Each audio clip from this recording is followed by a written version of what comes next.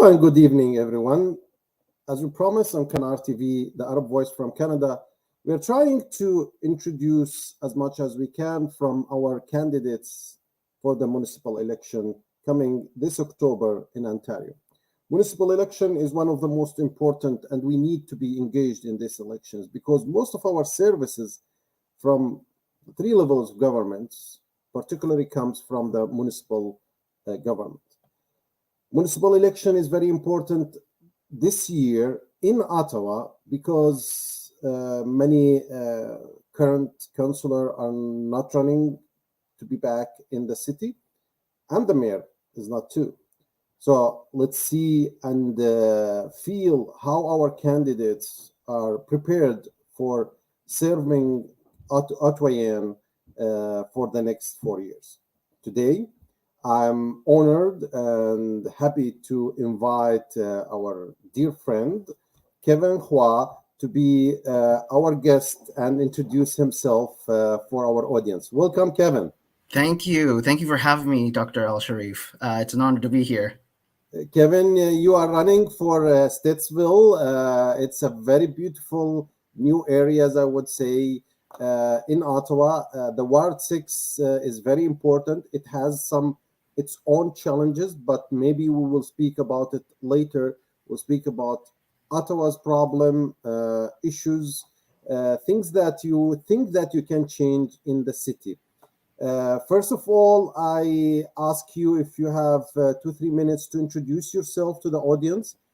Kevin, I know you for more than 4 years already. When you ran previously for the federal and the provincial, you were, I think, the youngest federal candidate, is it? Yes, I served as the NDP candidate in the riding of Carleton, which Stittsville is in, for the 2019 and 2021 federal elections. And in the 2019 election, I ran at the age of 18 as one of the youngest candidates in the entire country to run. So it was a very exciting opportunity. It was a very You were 19 at that time, is it? I was 18. 18, so yes. Right when I could vote, I just went into it. But I admire it's to have this courage, and I saw the debates. You were debating against one of the most challenging candidates at that time, and he's the winner in this riding. Anyway, so let's talk about you. Who's Kevin? What is your ethnic background? What is your study? What did you do now? Yeah, so I guess just to start with me, my name is Kevin Hua. I'm 21 years old. I am the son of Chinese immigrants who came to Canada for a better opportunity to build a family here. I'm currently a student at Carleton University. I'm in my 4th year studying public affairs and policy management with a specialization in social policy and a minor in law. And as mentioned before, I served as the NDP candidate in this area for the 2019-2021 federal elections as one of the youngest candidates in 2019 at the age of 18, going toe-to-toe with Pierre Poilievre twice. So that's not something anybody else could necessarily claim. I guess just as well, I've been in the community. I've done a lot of work working with racialized immigrant communities when I worked with the Ottawa Catholic School Board's Indigenous and International Languages program for 7 or so years. I worked with our neurodivergent communities in the organization Around the Campfire, which gives neurodivergent youth a space to socialize and to have fun. And that's who I am. I'm a resident of Stittsville. I lived here for 19 years since I was 2, and I've been a resident. I've been born and raised in Ottawa. This is my home, and I want to represent it. I want to help build a better place here. So that's my next question. Why you are running for municipal election? Do you think it's more important than the federal government or the provincial? Why didn't run again in the provincial or the federal, but you are trying now to squeeze yourself in this tough election, I would say? I think all levels of government are important. They all provide important services, programs to benefit residents and Canadians. I'm running in this race for 2 reasons. The first, as I was sort of implying earlier, is this was the community, the city I was born in, I was raised, that raised me. And so this is I guess in some way, my way of giving back, of ensuring that the next generation of kids also have the same opportunity to be raised in such a great city, in such a great community, to build a better community. And the other reason is because I think, like many other residents, I'm extremely disappointed and frustrated with how City Council has been operating, with how they've sort of, on the LRT, on numerous issues, they've kind of dropped the ball. And so this is my way of saying, things need to change. We need a more ambitious, more bold vision, ideas on the table, be willing to do more to support our communities and build better communities is what I think. I do agree. I do agree. There are many issues, and we will tackle them. But if you have a small statistic about Stittsville, the population of that ward, if you know, like not exactly, but how many Arabs there, Asian, or I would say the racial issues between the white and the immigrants. Do you have anything about that, Mr. Unfortunately, StatsCan doesn't provide, I guess, this sort of demographic data on this small level in Stittsville. I can say that Stittsville is, I believe it's majority white, but it does have an increasingly growing diverse community. A lot of, especially with the new housing that's coming in Stittsville, a lot more racialized families are moving in to build their families, to raise their kids here. So it's I think it reflects Ottawa very well. It reflects who we are. But there are definitely a lot of us here. I mean, I've, knocking door to door, I've encountered plenty of racialized families out here, Arab families, Chinese families, Southeast Asian families. That's why I'm asking, because mostly we know that Stittsville used to be a rural areas, and now people start moving there. So, but it's good that we already have representation in this area, and as you running for this, it means that there is people who's caring about this Stittsville and developing this area. So if we will look generally about Stittsville, what do you think the issue that is particularly specifically important for Stittsville? I would say, like for Kanata North, was mosquitoes problems or pandemic years ago. Do you have anything like that in Stittsville? Yeah, I think there are a few issues that are front and center for the community and for residents. From my experience in knocking on doors, if I were to name three, I would say the first one is transit, because I mean, transit here in Stittsville it's just not good at all. There's just such limited coverage, reliability and frequency are so bad, and if it just takes too long to get downtown. So transit, a big one, especially since a lot of people commute downtown, a lot of students, a lot of public servants out here who commute downtown. So we need to ensure that we have a good connection of through Stittsville and into the rest of the city. The other issue I've been hearing a lot about as well is road safety, specifically issues of speeding down along roads like Kittiwake and Rose Hill. From what I understand, at least, is a lot of people are saying that this is because people are using these roads to essentially beat the lights on more major roads. And so, I mean, there's a lot of families out here, there's a lot of kids, and so we need to ensure those roads are safe for us to use, especially for pedestrians and cyclists. And so this is another big thing that we need to address out here. And the third big thing I think as well is, touching upon the theme again of families and kids, is these sort of amenities and services for kids. The idea of maybe an outdoor pool or a splash pad. We don't have any of that sort of thing out here in Stittsville. It's a pretty service desert in terms of those sort of things. So we should be bringing more of those sort of things, especially considering how hot some of these days have been during the summer. It would be really nice to have these sort of spaces where kids can enjoy and also cool off, and families can come together. I agree. Youth and kids are the future of the city. So if you take care of them now, they will take care of us in the future. No one knows that better than I do. Yeah. So, Kevin, let's talk or tackle some of the issues. I would say some most important issues in Ottawa, and your views, how you will change them if you were elected as a councillor. The most embarrassing, I would say, the LRT problem, transportation. What do you think about this problem? How you can change it? Where we can stand in Ottawa to make it better for our future? Right. So let's start with the LRT. The LRT, the big issue is just the complete lack of transparency and accountability in the entire thing, and we already have completely seen that with the judicial inquiry. The judicial inquiry was absolutely the right thing. It was definitely the right step to get down and figure out what were the root problems. We have to remember that a lot of city council voted against the judicial inquiry. And just to be clear, the judicial inquiry is a public inquiry that will reveal everything to the public. City council wanted a more closed sort of inquiry that wouldn't be public. So that's the sort of thing that we need to fix in terms of attitudes and procedures in city council. Another big issue with the LRT is simply the fact that we've been continuously relying on P3s, on public-private partnerships, which simply produce more waste, are inefficient, and just don't produce the results. The LRT, the Lansdowne Park are both excellent and also just atrocious examples of why P3s don't work. We have experienced this before, and yet we keep using them despite the fact that they continue to produce subpar results. The LRT is something of public interest. We have invested more than $2.1 billion of taxpayer money into that.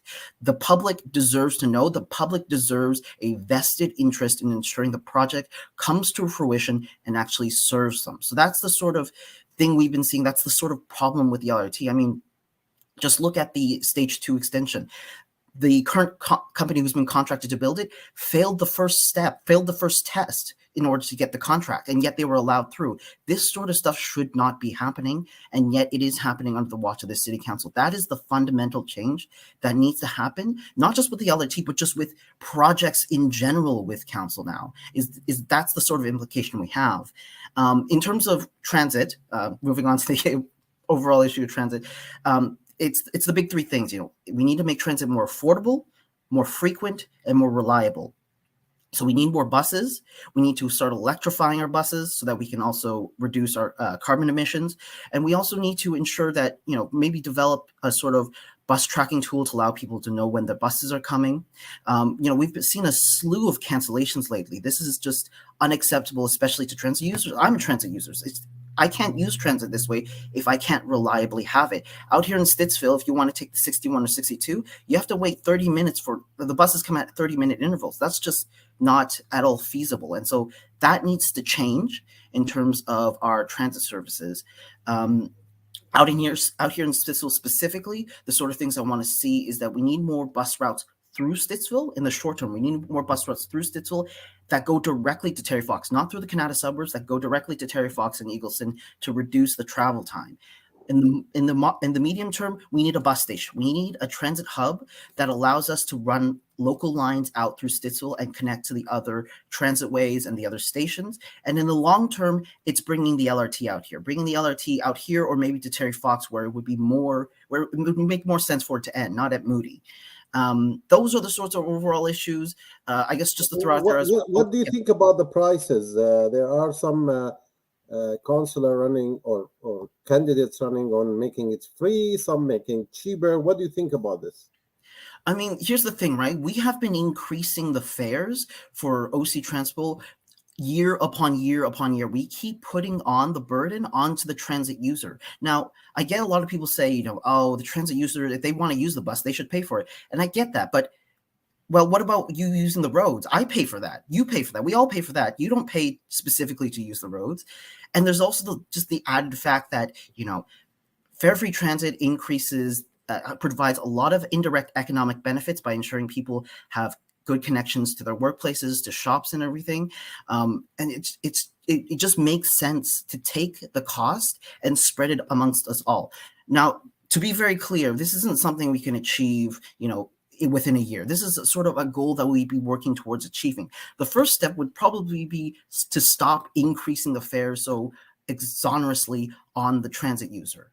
We need to ensure that transit is affordable because, a lot of people will say, it's about reliability and frequency, but it's also about affordability. People won't want to use transit unless it's affordable. And we've seen in other cities and other countries who decided to implement fare-free transit or reduce transit costs, transit users, the number of riders increases because people like it when it's affordable. And so that is the sort of thing we should be looking towards. That's why fare-free transit is a goal.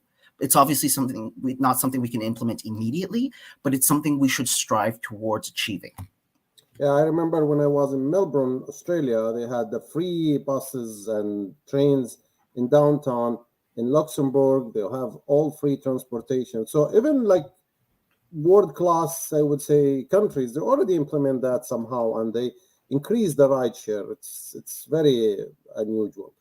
The next questions is very related, the street and traffics. As we know that some of our streets are old dated and we need to update them. For example, I would say the airport way, it's one lane in each way, which doesn't make sense. If there is an accident, there is a traffic, people delay on their flights. Some of these, like major ones near the hospitals, they are like very, very narrow. So what do you think about our streets and how to improve them, especially in new areas? Yeah, no, I do think that some streets do need some widening. Here in Stittsville, for example, Carp Road right out here, that is essentially the feeder road to the 417, it hasn't been expanded for years. It's been promised, but it hasn't happened yet. It's a one-lane road. We need to expand that road at least to allow more flexibility in terms of the cars on there. Now, I'm not entirely a huge fan of road widening, but where there needs to be widening, I think we should definitely go for it. And, you know, this also touches back on the issue of road safety on our streets, especially with the speeding. We need to find ways to discourage this sort of behavior. I mean, it's definitely not an easy issue. I'm not entirely a fan of the idea of, you know, bringing by law enforcement or police to fix this, because we need to hit at the root issue of why people are speeding on these roads, why they're causing these problems. And so, you know, road calming measures are the sort of thing that we're looking at as well in our residential streets and such like that. But yeah, I mean, roads like Carp need to be expanded. And I guess as an additional idea that I've been mulling around is the sort of a city-run, a publicly owned ride-sharing service. So similar to Uber and Lyft, but it's run by the city to provide people with transport to wherever they want. There's a similar model of this that's being run in Los Angeles called Micro Metro or Metro Micro. I don't remember the exact name, but it's been very successful in terms of reducing the number of cars on the road, in terms of its ridership, in terms of its effectiveness.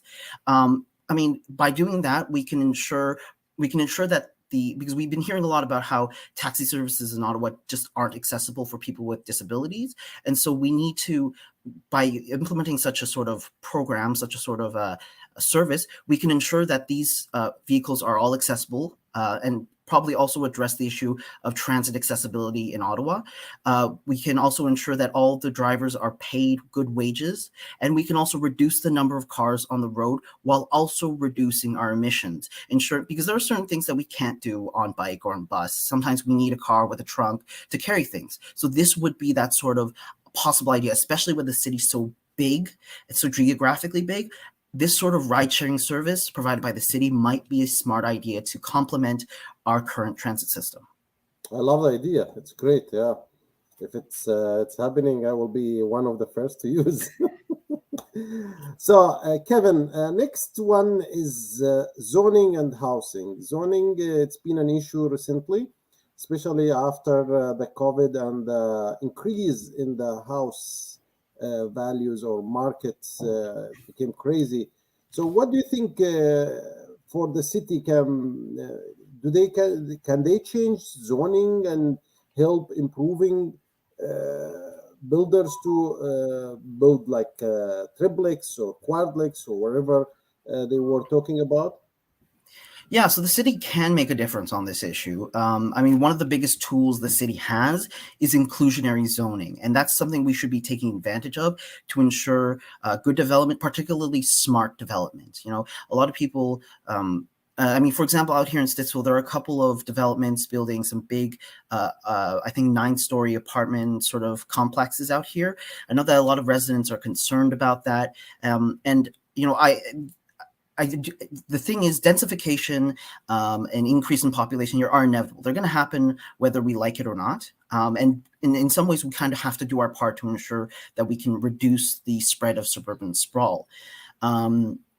But I do agree with the concerns of residents that our community isn't ready to take it in terms of the services we have. Like I mentioned before, transit out here just doesn't work. And as a result, how are we going to support this sort of development without having the services available to support it? And so the big thing right now is smart development, smart city planning, inclusionary zoning, ensuring we have a community where you can access the needs you want simply by walking and cycling, that you aren't locked into a car, because that's just how our community should work. We should be able to walk to the store and get what we need. We shouldn't need to drive across the city to get what we need. But yeah, the big tool is inclusionary zoning. The city can definitely use that to take advantage to build more affordable housing, to definitely try to alleviate the housing situation here in Ottawa. I think you're muted, Dr. Al-Sharif. Sorry. Continue with housing. 2 years ago, you could rent a house for 1,000, 1,200, 1,400, or apartment. These days, it's a dream never become true.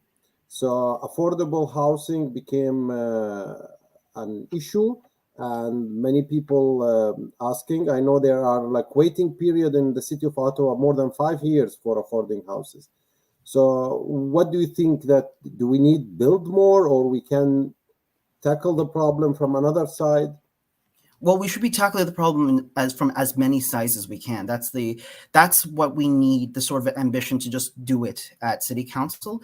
And so, yeah, we need to build more public, community, co-op, affordable housing here in Ottawa. That's the big thing on the supply end, is building more housing, because we've been falling behind on that.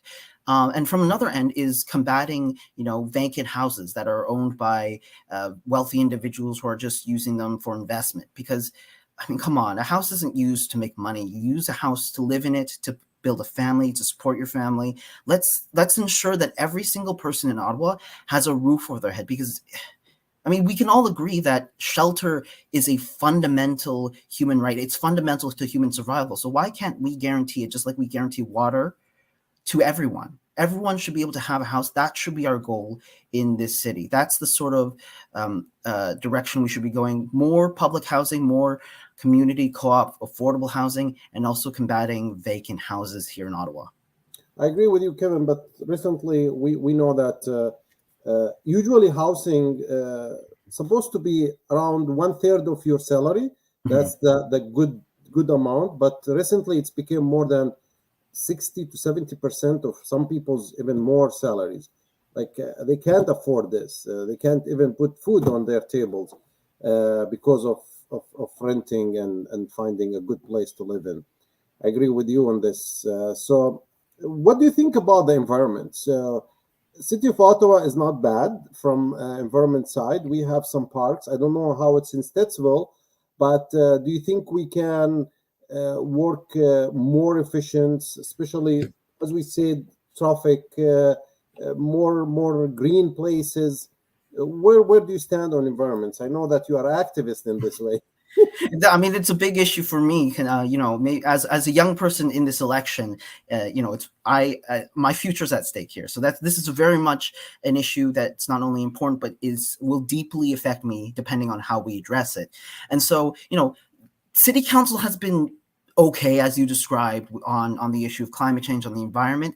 It's unfortunate that Mayor Watson and the current incumbent councillor here, Gower, voted to defer investing $9 million in federal gas tax money that was given to them to the climate fund. So, it's this issue of political will. It's having the willingness to actually do something, to actually take action on the issue. And so we need more green space, for example. We need to protect the green space we have and expand more green space, not only just because it's to protect the environmental resources we have, but also because they're just good spaces for families, for kids to play and to connect it with the community. Increased tree coverage is also important. We know for a fact that the more trees we have in the community, the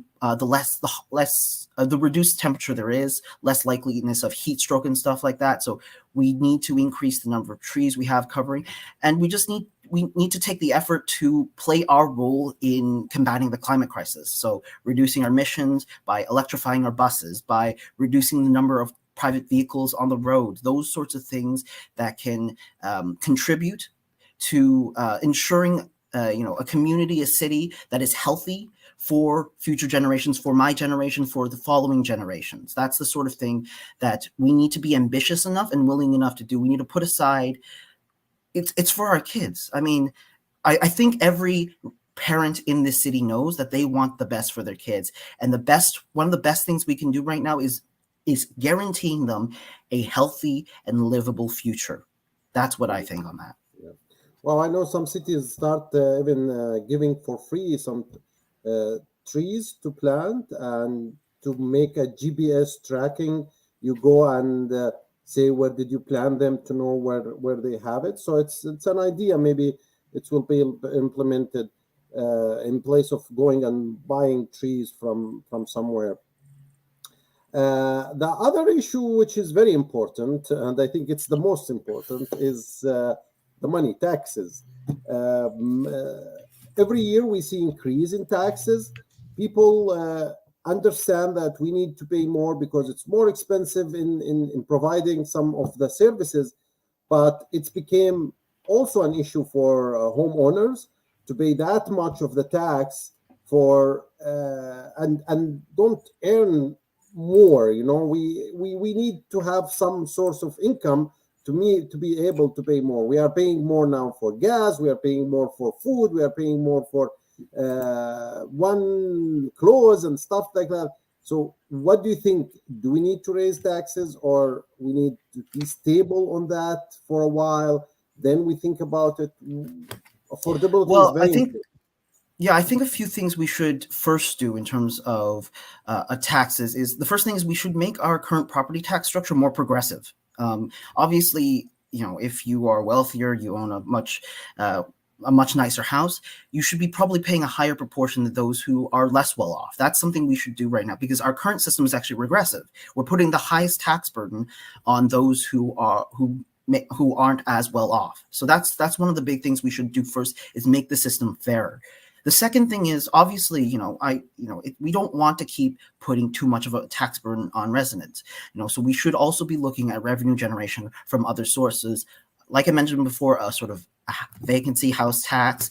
I know that there's also proposals on ideas of putting a tax on ride-sharing companies like Uber and Lyft. There are other ways to obviously generate revenue and other ways to find funding, because there are some places where in the budget where we could probably move funding around that would be used better.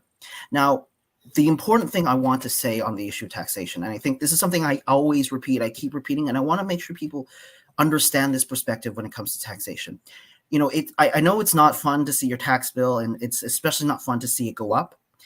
But the important thing to remember as well is that if we can use the tax money to provide a benefit, it might not come as a financial benefit, it might be a social, environmental, economic benefit, but if it provides a greater benefit than the amount taxed on you, I think it's a well worth thing to invest in. Because the important thing to remember, and I think, is that the biggest return on investment that we can get is by investing in people, by investing in residents, investing in good services that provide the basis of a strong community and a strong local economy. Like I mentioned before on the issue of fair free transit, obviously a lot of people don't like that idea, especially after that report came out that said it would be a $400, $500 increase on your tax bill. Obviously, that's a bit of fear mongering, since if we were going to go for that, we wouldn't just do it directly through property tax increases.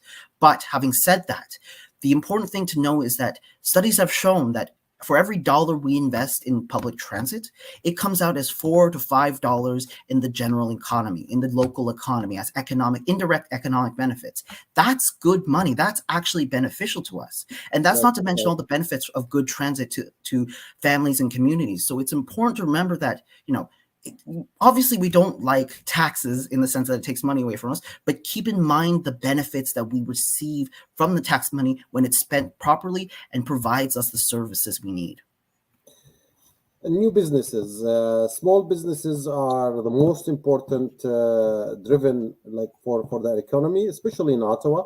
So do you think in Stittsville you can make some kind of downtown of Stittsville propose something to encourage new businesses to come to Stittsville? Yeah, I think there's been a lot of the project of revitalizing Stittsville, Maine, for example, is a big thing that's happening right now. That's definitely something I support. I look forward to, building that sort of local economy in that area. I guess it all fits together again to this idea of smart development, smart city planning. We need to build a community which is able to thrive and support our small businesses. And, that's the sort of thing that would help small businesses, ensuring that the services we need are available, like transit to move consumers to in front of their doorsteps, providing plenty of safe ways to walk or cycle to these locations, putting residential buildings nearby. It's that sort of thing to support small businesses that we need. Sorry, like I said, the revitalization of Stittsville Maine's that big thing that's happening right now. But yeah, it's about supporting. By building a strong community, we can build strong small businesses in the area, because small businesses play a vital role within the community itself and need a strong community. I agree. I think I will throw an idea. I saw it somewhere around the world where the councillor forced the developers to build houses around a walking street. So they keep this walking street for businesses from both sides, so businesses can thrive and people can have a place to sit, drink coffee or whatever. So it's a small community, but within the area. So could be. My last questions is, I think, the most close to your heart, the Indigenous Affairs and the welfare. As we know that Ottawa is the land of Algonquin and the Anishinaabe peoples, and we've been living on this land thanks to them. What do you think we can do to increase the welfare of the Indigenous people in the city of Ottawa? Yeah, I mean, one of our big goals, one of the things that should be our big goals is decolonizing the city of Ottawa. And one of the big things I think we need to do is empowering Indigenous voices, including them in the decision-making process. I mean, for example, we've heard a few months ago about the civic campus site that they were building, that there was insufficient Indigenous consultation on that site, because I believe an organization is actually using that area for healing, for supporting the Indigenous communities in Ottawa. And so this is the sort of thing that shouldn't be happening. We should be ensuring that we are consulting and obtaining consent from Indigenous communities, Indigenous leaders, Indigenous groups on what we build, where we build, and that they're included in the conversations, in the discussions, and allowed to input their thoughts and feedback into these issues. It's a matter of trying to achieve things like the 94 calls to action by the Truth and Reconciliation Commission, and just a matter of the principle that we've set to this sort of relationship we have with Indigenous people and their land. It's a matter of respect. It's a matter of inclusion. It's a matter of empowering them and elevating them to have their voice in what we do in this city, because this isn't just our city, this is their city, and this is a city that's been built on their land, so they absolutely must have a voice on our issues here. I agree. So as a candidate running for post in the public post, you need help from people around you. Please let us know what people or listeners can do to help you, like volunteer, donation, wherever, and if there's any incentives in, do you give volunteer hours? Do you give, does the government give any money back when they donate for your campaign? Please. Yeah, absolutely. So we're always looking for volunteers, for donations, for sign requests, anything in any way to support us. We absolutely would love and welcome. And we absolutely sign volunteer hours. And in terms of, I guess, incentives with donating, this campaign is registered with the City of Ottawa's rebate program. So you do receive a cash rebate for the amount you donate. I believe, I can't remember exactly off the top of my head, but I believe above $25 donations, it starts at 50%. And then as the donation increases, the proportion decreases up to, I think, $100 or so or something. But Yep. we are registered with the rebate program, so rest assured that you do get the incentive if you do donate to our campaign. Thank you. And mostly, I wish that everybody go on that day, October 24th, and vote for the candidates of his choice. Kevin is a great candidate. I've talked to him several times. I love his passion and loving the city he's living in, or the country he is living in. So thank you, Kevin, for everything you've done and you're doing. And I hope if you've been elected as a city councillor, we will see some of these projects in reality within the 4 year or maybe more in the cities. So if you need to say anything for your audience, please, it's your time. Yeah, no, absolutely. Thank you for all those kind words. Thank you for the opportunity to interview me, to have the chance to, speak to your audience and stuff, such like that. Absolutely. If I'm elected, rest assured, I have the ambition, I have the ideas, I have the vision. I want to get stuff done. I want to do something, make a difference in the city, in this community. So I would absolutely hit the ground running if I am elected, for sure. Wish you all the best. I would like to thank everybody who's watching us tonight, and hope to see you next week at the same time with another candidate. Good night.